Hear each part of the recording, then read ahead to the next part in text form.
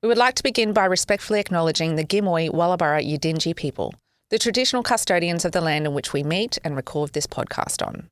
Art First Artist is a no BS podcast that dives into the raw technical guts of the creative industries.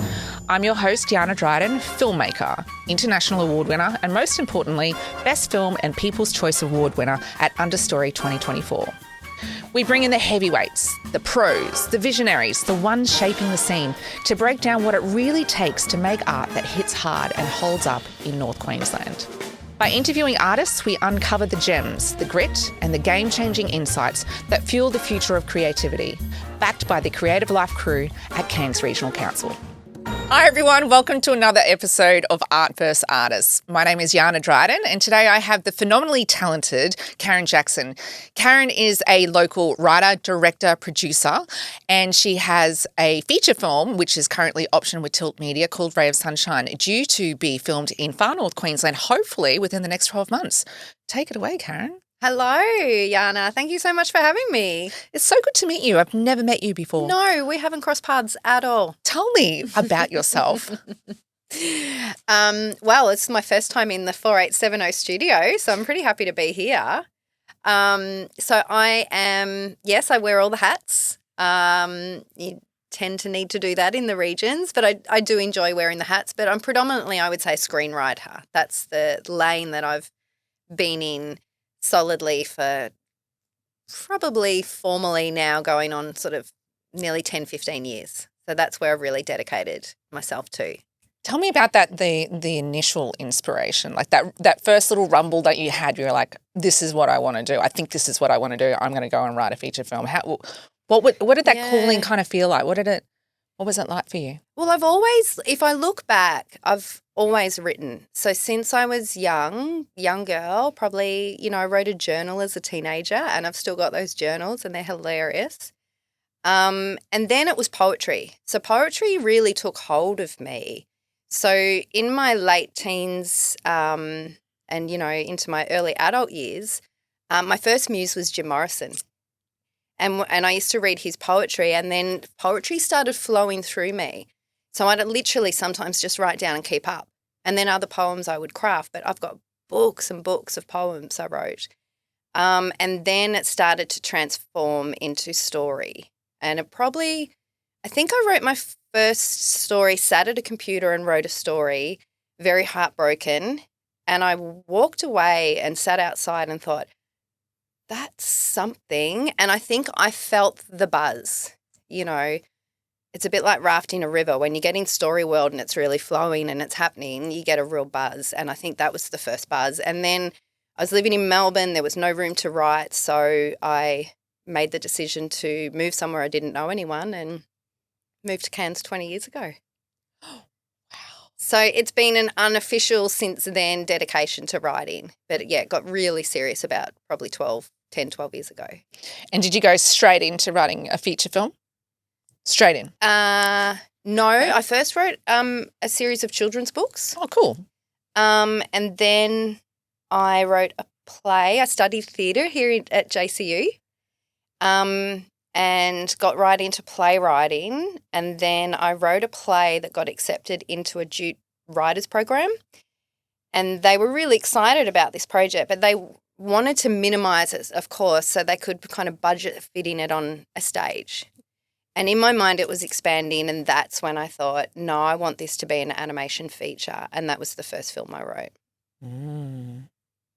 Yeah, so took a year off, wrote it, connected with Screen Queensland for the first time. And if anyone sort of has a history going back with Screen Queensland, it was in the Jock days. Mm-hmm. So I remember going up that elevator and going into that room and pitching that project for the first time, which was very daunting.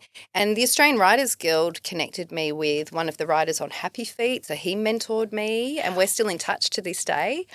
So, I just got really fortunate at the right moments with really, really generous people that came on board to support my career, I guess, my crafting as a writer. And, it just kind of kept going from there. So a lot of early rejections, a lot of no's, but a lot of, we really think you've got a talent and we really think maybe you could look at doing this or this. And and just really supporting me. So I never felt like what I was doing was just too crazy.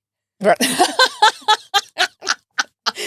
I love that. Emphasize the word too crazy. Too crazy. Well, it has been a bit of a dogged belief that someone can write a screenplay that gets made.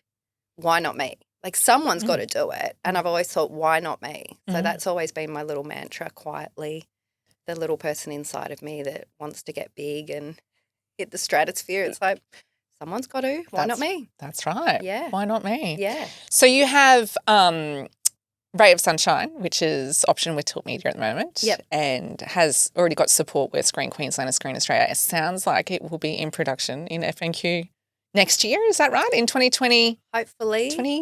2026? 2026, yeah. 2026? Gosh, we're 2025, aren't we? Oh, my God. Yeah, hopefully. So that's the plan. How We're getting pretty close now. That is amazing. Take me through that journey, please. It's how long did it take you to write that screenplay?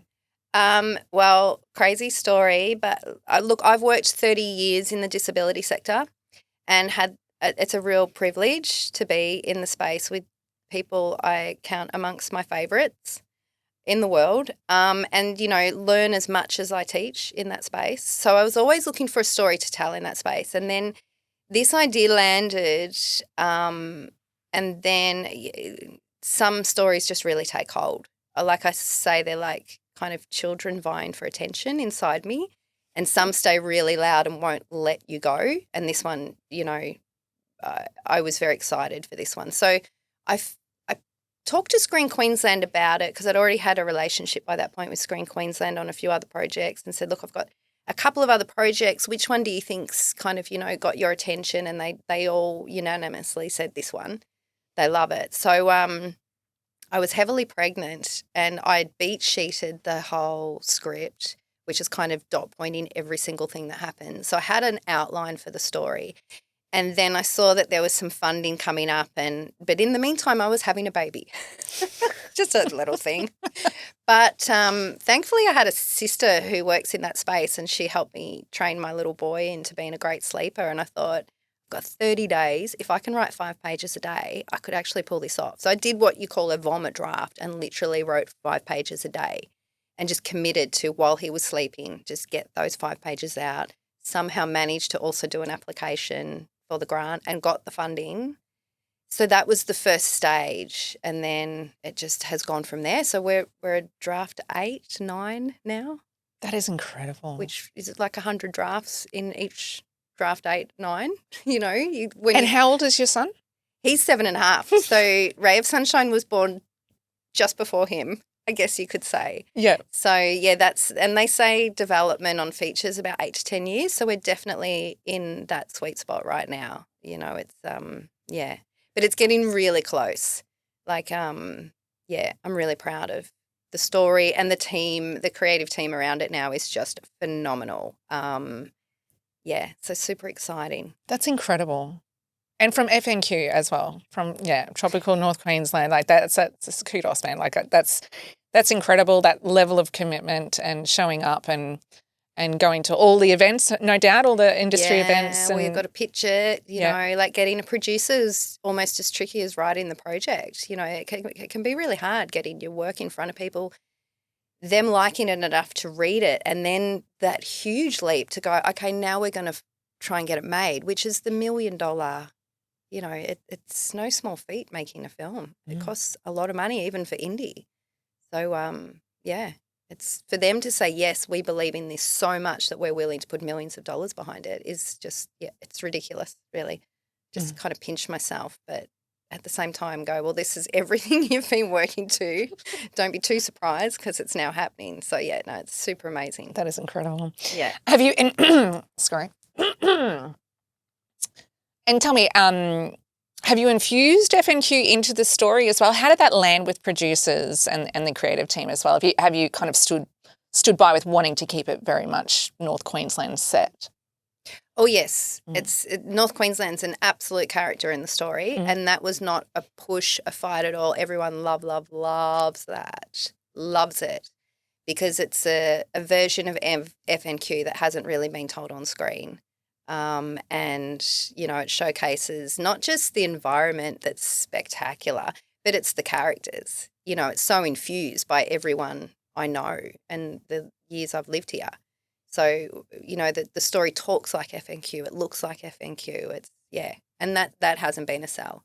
Everyone's just loved that because that's a big point of difference. That's what, kind of helps make it unique.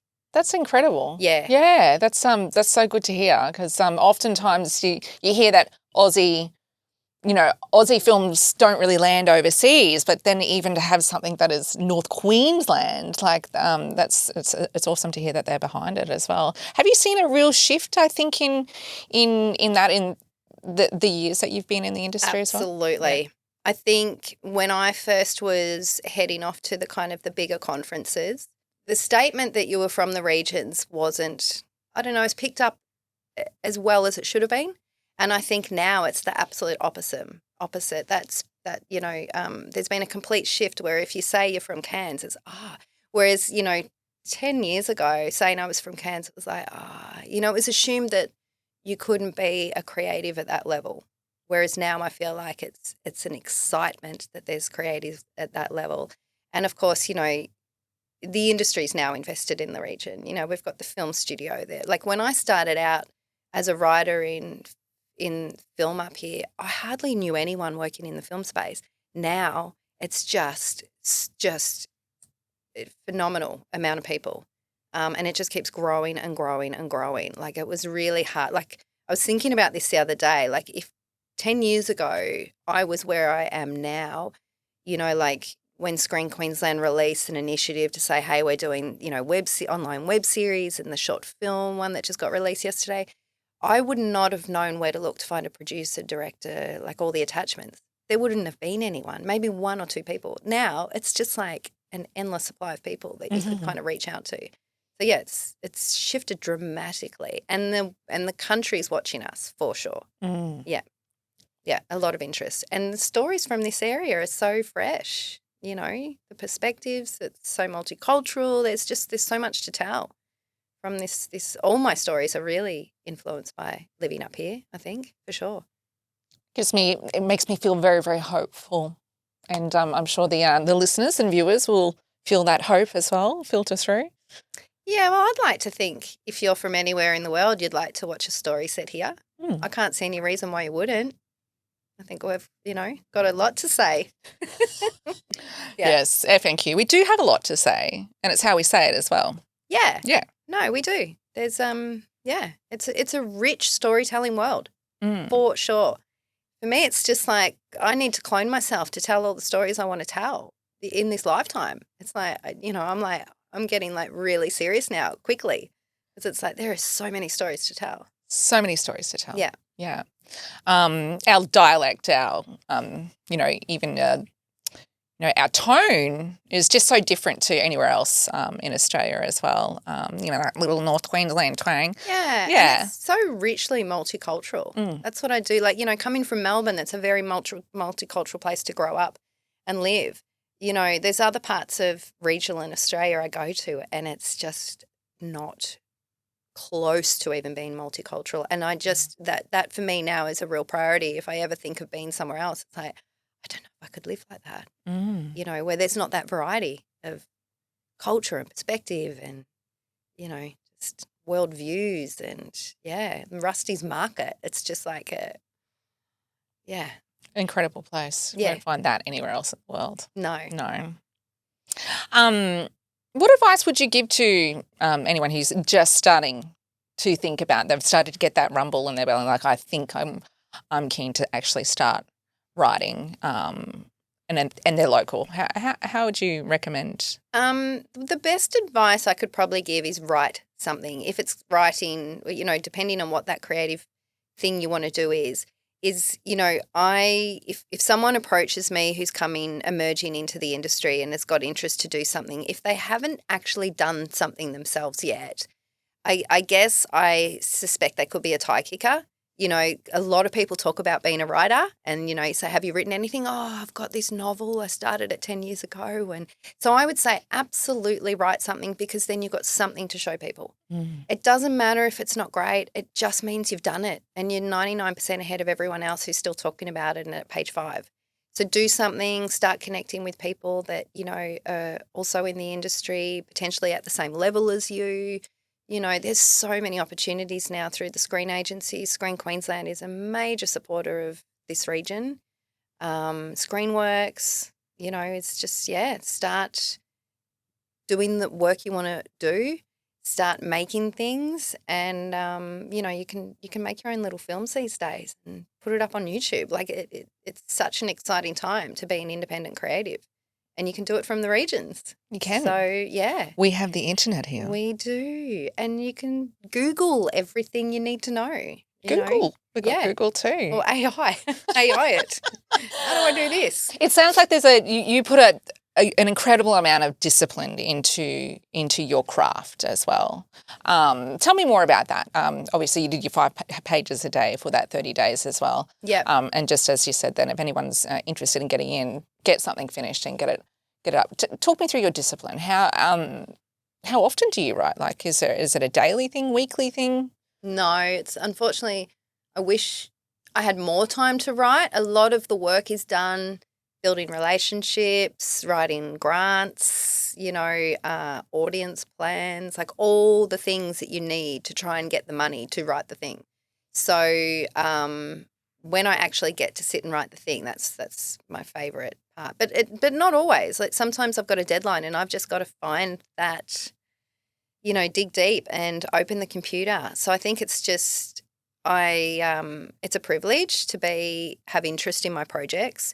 So I will, always meet those deadlines. And I think to break through with something that people think is interesting, you've got to develop your craft to quite an exceptional level.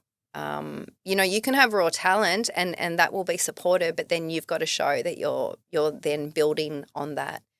So, I guess my process is I love to write in cafes. I can sit and take in the world and not be distracted by it. I probably look a bit like a weirdo because I'm so deep in story world. I could be like playing out it on my face without even knowing. Yeah, the mouth moving and all kinds of strange things. But I find it taking myself out of the house means I can't procrastinate. I can't get distracted by, watching something or domestics or anything. I will go and sit. But, if I have a deadline, I will not move until that is done. But you do also have to breathe away from story. So my process is normally when I am writing to write in the morning.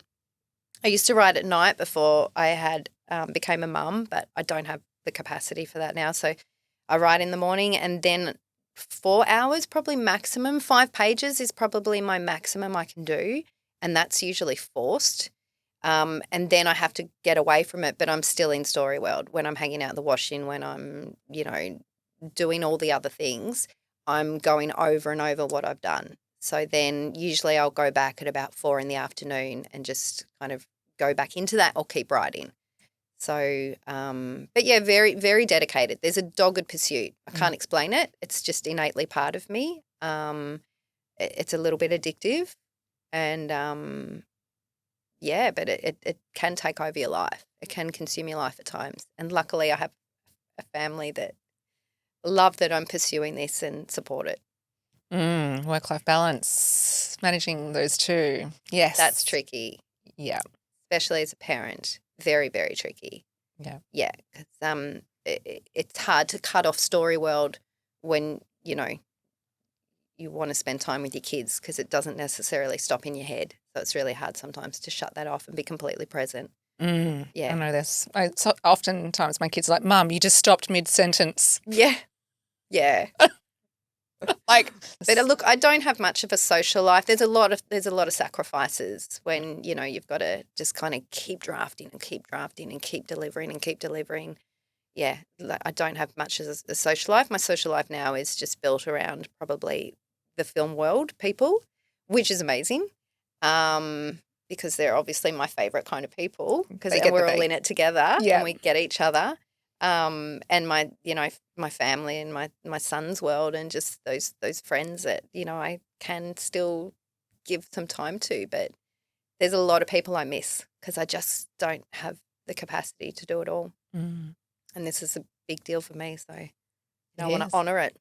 Absolutely. If you're given a Yeah. gift, it'd be Well, rude it not feels like to. a gift. It does. It is. I feel like I've been gifted something and there's enough attention on what I'm developing. So, I guess I'm not crazy, but it's a tough world to get to stand up, because there's so many talented people vying for those same finances and those same kind of spots. It's to break through is really, really tough. So you've got to kind of really create something that stand out and then craft it so it's particularly stand out.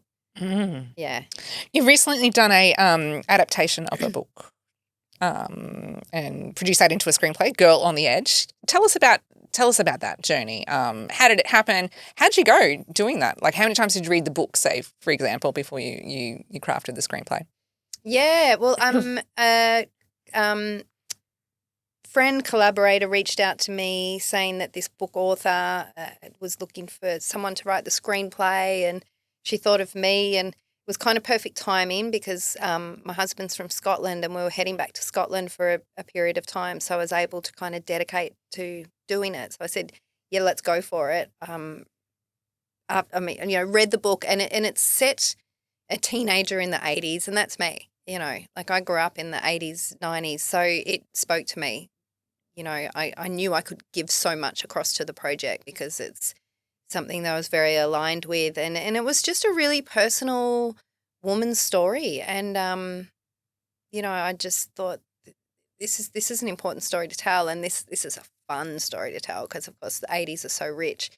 So it was very scary though adapting a book because when I pressed send to the book author for her to read the screenplay for the first time, the vulnerability I felt was much bigger than I'd probably feel with any other kind of project because you're adapting their work and you want them to come back saying they love it, but there's no guarantee, of course, because my voice is contributing to the story now. But so yeah, I guess I just pulled the nuggets out of the story and went, okay, what how is this going to be told on screen, like visually, and what are the very personal parts of the story that I love. Vulnerability. I think vulnerability is the best kind of angle for storytelling. So it was just those really vulnerable moments that obviously moved the story forward, and honor the writing of the book and the characters in the story. Yeah, and just creating a whole new setting. So we talked about creating a whole new setting. So that's now set in Far North Queensland. Ooh, on board. Yeah. How did what was the author like? So you hit send, and then how did the author respond? Oh, luckily she loved it. Oh, like she responded saying, as soon as it arrived, like a minute later in her email, she thought, I've got to head out the door. I've got 10 minutes. I'll just read the first few pages. And she cancelled what she was doing, which is the best compliment ever because she said, I couldn't put it down. So I was like, oh. And it's funny because I now read that draft and think, oh, it's such a vomit draft. Like I get a bit cringy when I look back over my work, but it was there, and now, we submitted it for the Regional Landscapes Initiative last year and got, a finalist for that. And that propelled me to finish it, which is super cool. So we've now got a second draft. And that's when Tilt came on board and optioned it. So, yeah, that's my second project with Tilt, which is super exciting. That is amazing. Yeah. And just quickly, crazy coincidence, the woman who reached out to me, I didn't know for 2 years, and neither did she, that she worked for Tilt. Oh. So we were collaborating over here through her personal email, and she was emailing me through Tilt because she works for Tilt as Nicole at Tilt. And then one day it clicked because she saw Ray of Sunshine, and she's like, Karen Jackson. And then when it clicked, we're like, oh, my God, we're actually in a family without even knowing we're in a family, in film world. So that was a crazy coincidence. Like the sister from another mister. Yeah. Yeah. We're already related. So it was just nuts. That's so cool. Yeah. I just wanted to go back a couple of steps. I love that when she read that and she had to cancel her plans, and to you look back and you're cringy and it's like a vomit draft. It's easy to get down yourself, that perfectionist, and to have that little bit of imposter syndrome.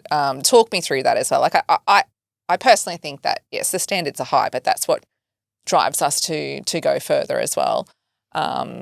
The fraud, you're the fraudulent. Hey, look, for me, it's a real pendulum swing. Like sometimes, honestly, I'll read my work and go, brilliant. That is a masterpiece. You're just phenomenal. Oh my God, I can't wait for this person to read it. And then I can read it 3 days later and go, oh my God, what was I thinking? This is not good. But it's usually my fear of the imposter comes in when I have to send it to someone and I know someone's reading it. That's when I often press send and I immediately go into the sent, this weird habit. I go into my sent mail, reopen it as though I'm that person reading it.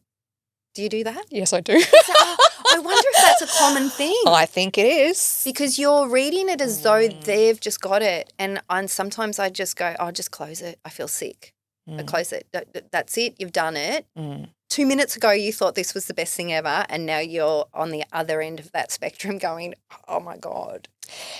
Yeah, so it's a very weird in and out space. You're handing over part of yourself, like. Oh, yeah. It is, yeah. Yeah. And I find well, not necessarily, but it kind of feels that way, I guess, that you are handing something over. Oh, it's a baby. Very, very personal. No, yeah. it is. It feels like you're handing over your baby. And I know notes that can come back, or, if you've got another writer working on a project with you, you're then worried that your baby's going to come back and it's going to have 4 new ears and a tattoo on its face. Yeah, a tattoo on its back, and it's a purple mohawk, and you're like, So it is very vulnerable because you give your soul to that, like your everything to that project. And I know you're a writer too, so you know that feeling. It's just like, it's so vulnerable handing over your work, and especially then knowing that people are going to review it and come back, and with notes. Notes are fun.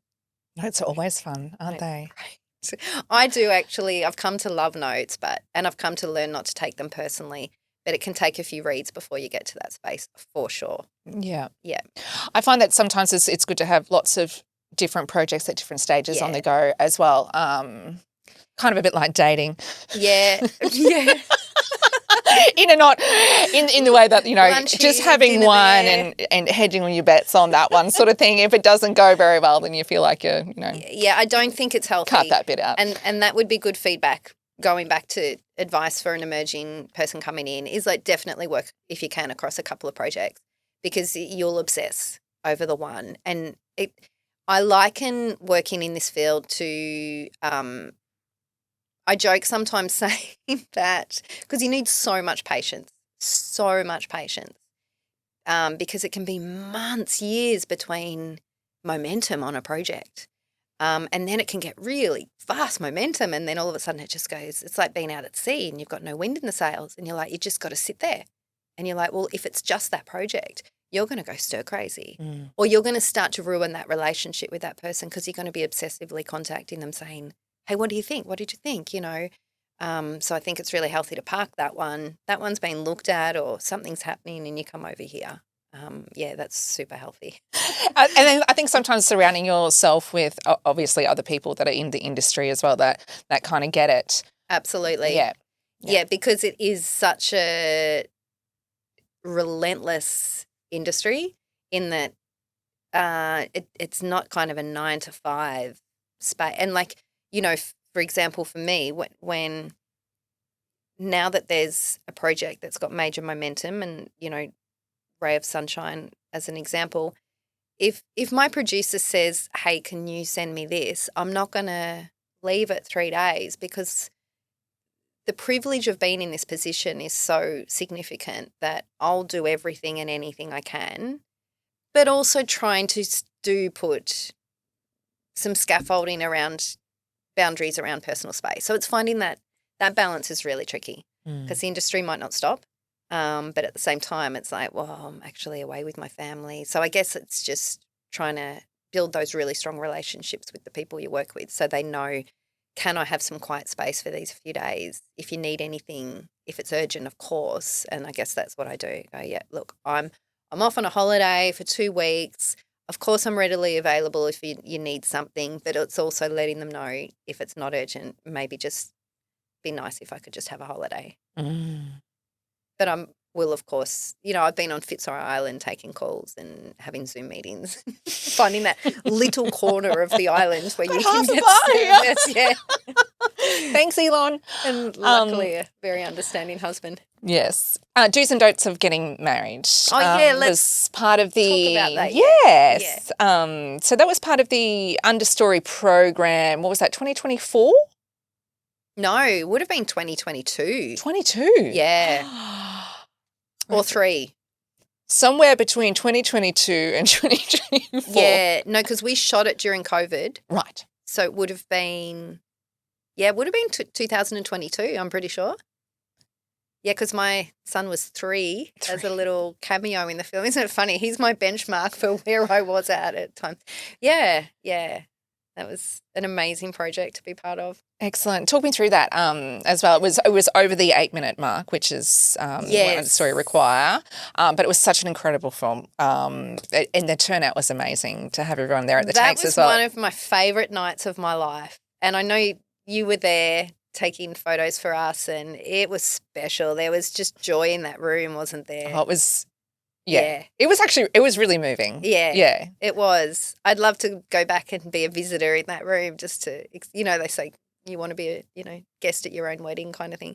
But, so we made this project, the Do's and Don'ts of Getting Married, short film with, I think 6 key artists on screen that, living with disabilities, and they were collaborators on every element of that story from the start. So I work with ARC Disability Services, and at that time I was a support worker, and we'd made a film prior to that called The Do's and Don'ts of Dating, and that got selected for Understory, back in 2017. Wow. And I shot that on an SLR, and we had a budget of $20. But, we knew we had something special there because that started getting selected, and it was so the quality of the story was there, but the actual film quality wasn't exactly there. So I was working with Velvet Eldred with ARC at that time, and so we went let's do it again, and let's get a professional filmmaker on board, and we reached out to Glenn Saggers, and he just jumped at the opportunity because he actually came in and saw us me editing on like $60 software, the ends of the Do's and Don'ts of Dating in this little back room at ARC. And he went, would you like some help with that? And I'm like, oh, really? Yeah, that'd be amazing. So he came in at the last minute and just kind of helped tidy that project up. So we reached out to him. He was like, absolutely, love to. And then, we wrote the script with, ran a writer's room with the artists with disabilities, and then they collaborated on absolutely everything. So the story, you can see it's told from their perspective. It's written by them. I just crafted it.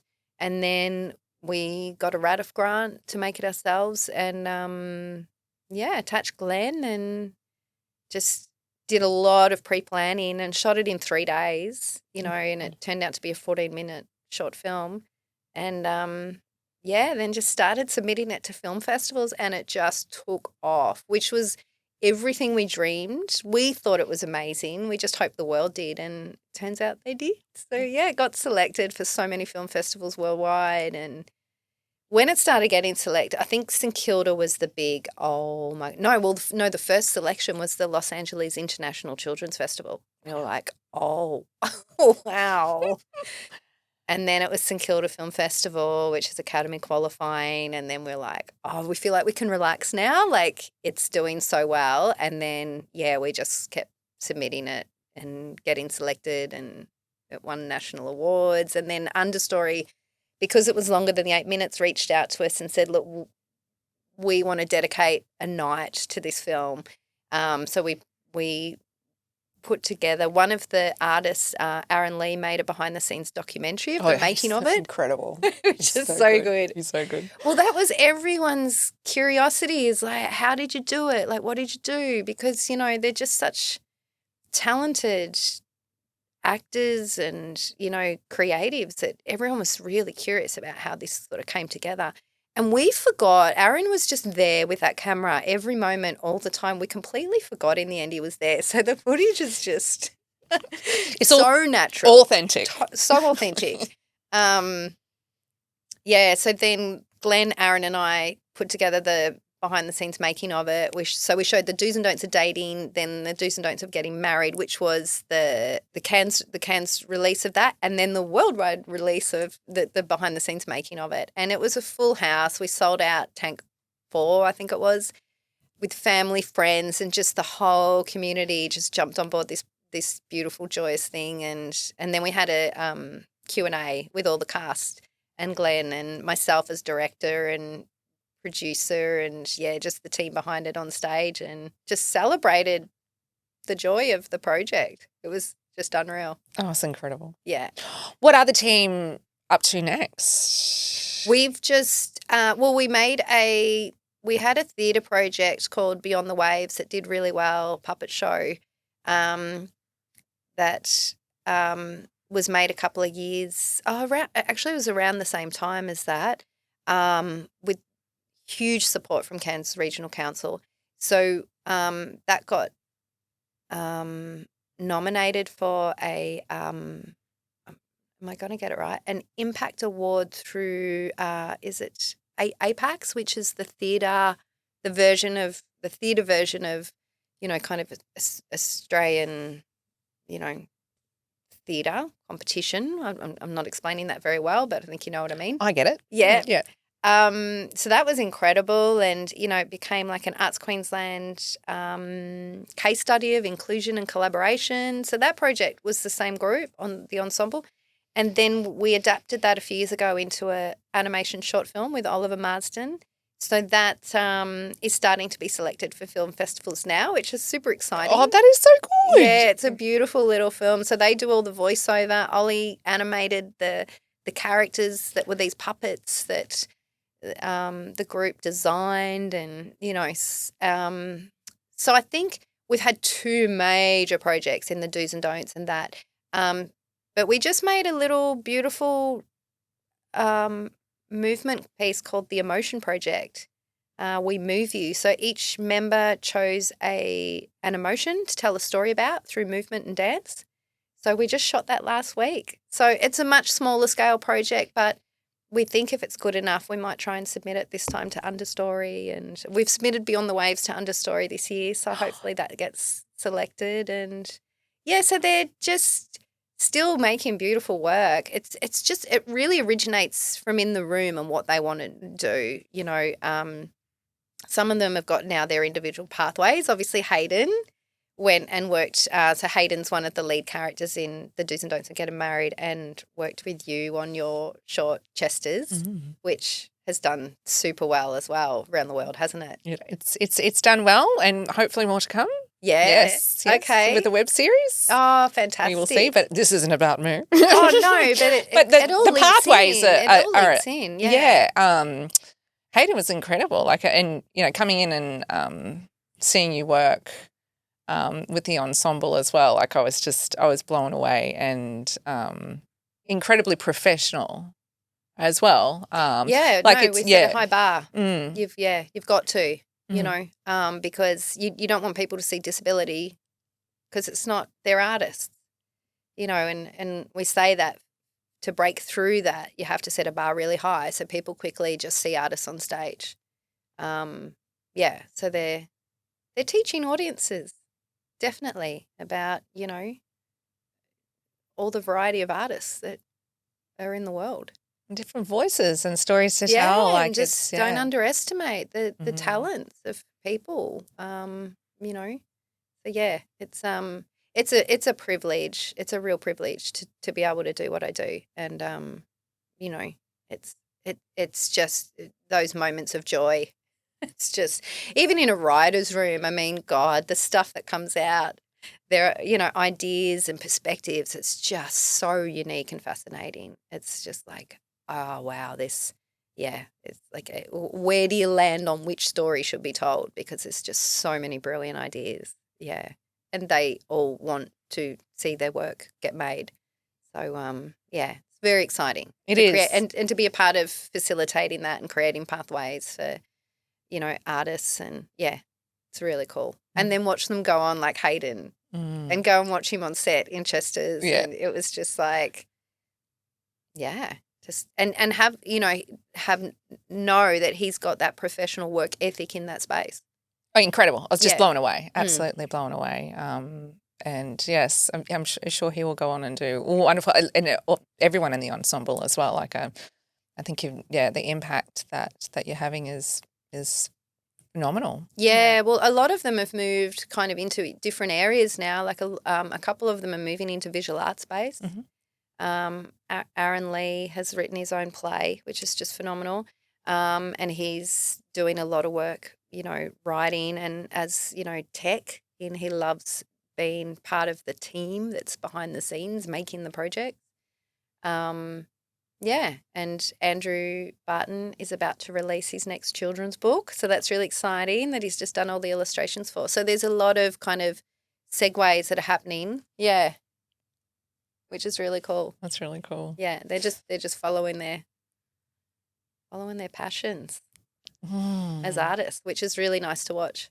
That it's, you don't assume that, oh, well, they're all just going to be in film. It's like, no, they're just kind of going where they organically want to go. So, it's really nice to watch. I bet. And then go, oh, I'm going to try visual arts. Oh, my God, you're an amazing artist. How would we ever know if you don't give it a crack? Yeah, I love that. If you could go back in time and give your younger self some advice, what would it be? Don't listen to your English teacher. What did your English teacher say? She put me off writing for I reckon probably a decade or two. Oh, my God. Yeah, no, she shamed me big time out of being a story writer. So that's a big one. I wish I could yell it to my 17-year-old self. I took a practice essay in that was just, an original story in preparation for Year 12 exams, and she handed it back to me and said, oh, yeah, well, good luck, you're going to need it. I mean, I don't know what else she said, but that's what stuck. Good luck, you're going to need it. And it stripped everything away from me. So don't listen to people. Follow your heart. Follow your inner belief. So I think I kind of probably went to poetry and went to other things as a way of just naturally still being engaged in writing. And maybe in rebellion I found Jim Morrison because he was just like my first big muse as a writer and storyteller. Don't know. Maybe it's just thought that. Maybe it's related. But yeah, there's been a lot of naysayers, and not necessarily in negatively intentioned ways, just people that have said, oh, you want to be a screenwriter and write movies? And it's that little voice that's always been, someone's got to. Why can't it be me? I've always held that question mark. Why can't it be me? But mate, look, why don't you go to do this instead? Little pat on the back, nice idea, but maybe you should go over here and do journalism, or you should go over here. But the more that happens, the more I just get a little feisty inside and go, I'll show you. Yeah. Did you see me curb that swear word then? Yeah. Hold my drink. I always say that. I will. Yeah, it just gives me more intention, I think. And, strangely, if I do get all the green lights and a film of mine gets up one of these days, I would love to show that back to that teacher. That would be the first person I'd want to say, look, isn't it? What's her name? Let's do a shout out. I don't even remember, because there was another English teacher. She was filling in. My actual English teacher was one who really supported me, and this one turned it all around. So, she was just a fill-in for the day. Not for the day, no, for the year. Oh. But she didn't really care. But I cared too much about what she said, unfortunately. But there's a little bit of fuel inside of you. Oh, there's a lot of fuel. From that? I'm a goat. I'm a Capricorn. I'm a goat. So I'm banging my head against that industry door. Yeah. Talk about that resilience. We're going to have to wrap up soon. I mean, I could talk to you all day. I just want to keep asking you questions. Yeah, no. We can do that another time. But tell me about that resilience as well, because you do need it. Oftentimes, you talk about green lights, but how many red lights are you getting for every green light? How do you pick yourself back up? Do you have like a little bit of a ritual to dust off the knees and get going again? I would, you know, what's interesting is that sometimes I think the universe puts what you need right in front of you just at the right moment when you need it to keep going. So a critical example of that is when I wrote my first feature and submitted it to Screen Queensland for funding and got the no. In those days, you got feedback. You got feedback from 3 assessors. So those notes I took because I was so new, I took those notes so literally, and I just thought, oh, that's it.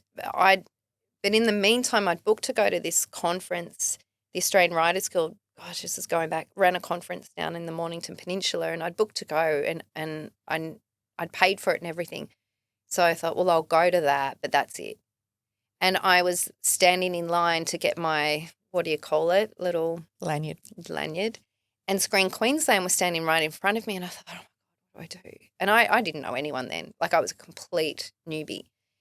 And I thought, oh, well, you're here, just say hi. So I said, hi, and I introduced myself as the film title, and they just went, oh, my God, we've just been talking about your film the whole way in the car. And I was like, what? Complete shock, because I thought, I've got no talent. Everything I've just done for this year, no, it's no good. Like, I'm barking up the wrong tree. I'll give this up. And then to hear that they'd been talking about my film, and then they said, let's have a meeting, and they said, look, we love it, and gave me all this incredible feedback. We really believe in your talent. This project is an animation. It won't get through. You're too new. You know, it's a multi-million-dollar, project. Go over here and write something small. And that was just enough to keep me going. And there's always been just enough every no to have someone that just happens to be at the right moment when you're really at your lowest to go, oh, I love that thing. And you're like, really? So in those early days, I was like, oh, really? And it was just enough validation to keep going. So I guess now it's just like, you just suffer for a little while, and then I'll show you. It is. There's a real rebellion that comes out. It's like, absolute. It almost pushes me on more every no. And I know everyone around me is the same. It's just like, so now it's like really like, one day this is going to get made. Yeah.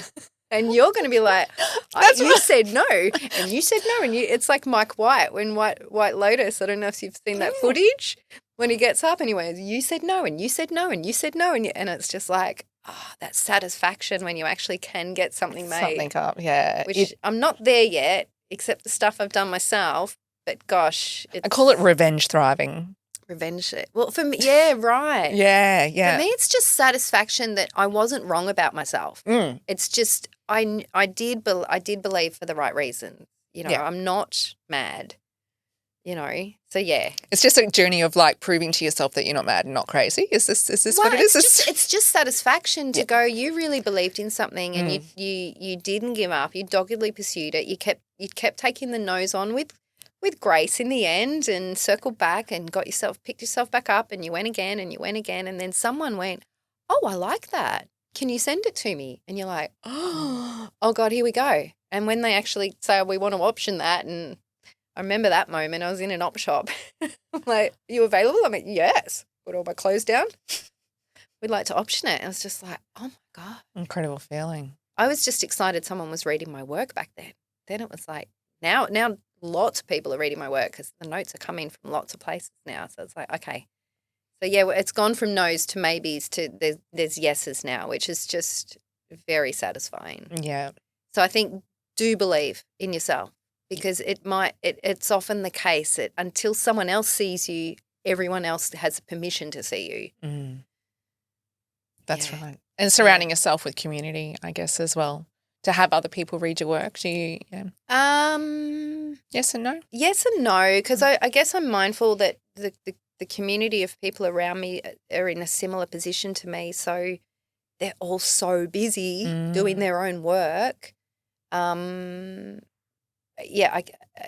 if I really want someone to read my work, it's probably more these days someone I want to come on board and work with. Right. Rather than, or it's the team that I'm developing it with will be reading the work anyway. If it's something fresh and new, yeah, definitely. If it's like, this is just something fun and new over here that I want to create, yeah, for sure. But, yeah, it's more – and also to a lot of work I can't show now because I'm in contract to, not share it. What a good position to be in. Yeah, I guess so. Yeah, it is. It is. Yeah. Yeah. What a privilege. Yeah. I'm very proud of you, and thank you so much for coming on the show. I think it's so lovely to kind of just chat and, hang out again. And this is a really cool, little session. Yeah. So thank you. No, thank you for inviting me and having me here.